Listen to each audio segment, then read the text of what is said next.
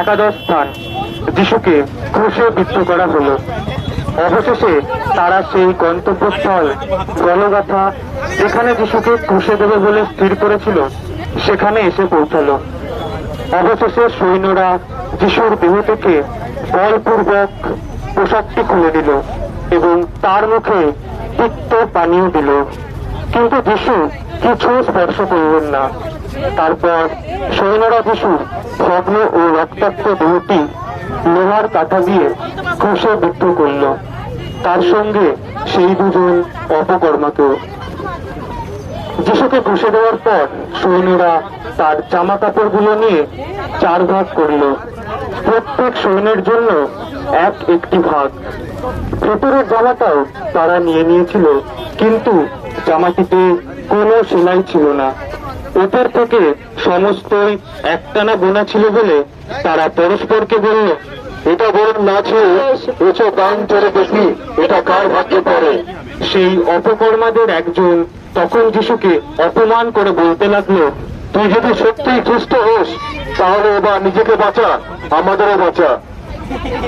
তুই কি ঈশ্বরকে ভয় করিস না? একই তো আমরা শাস্তি ভোগ করছি আমাদের কৃত কাজের জন্য। আমাদের পক্ষে শাস্তি ন্যায্য, কিন্তু উনি তো কোনো দোষ করেননি। প্রভু, আপনি যখন রাজত্ব করতে আসবেন, এই দাসের কথা একটু মনে রাখবেন।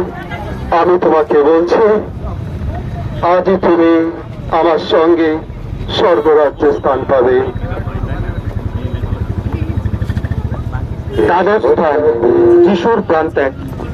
যিশুর মা মারিয়া ক্রুশের উপরে দুহাত বাড়িয়ে যিশু ডাকে, ফিরে আয়, ফিরে আয়। ক্রুশের উপরে দুহাত বাড়িয়ে যিশু ডাকে, ফিরে আয়, ফিরে আয়।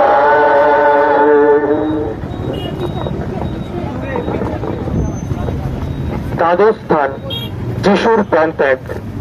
যিশুর মা মারিয়া, তার মায়ের বোন ক্লোপাসের স্ত্রী মারিয়া, মাগদলার মারিয়া ও প্রিয় শিষ্য যোহন, তারা সকলে যিশুর ক্রুশের নিচে সমবেত হয়ে যিশু মাকে বললেন, মা, ওই দেখো তোমার ছেলে।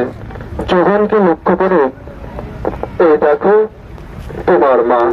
সেই সময় থেকে যোহন মারিয়াকে নিজের বাড়িতে আশ্রয় দিয়েছিলেন। বেলা 3টের সময় যিশু চিৎকার করে বলে উঠলেন, এলি এলি লেমা সাবাক্থানি, ঈশ্বর আমার, ঈশ্বর আমার, কেন তুমি আমাকে পরিত্যাগ করে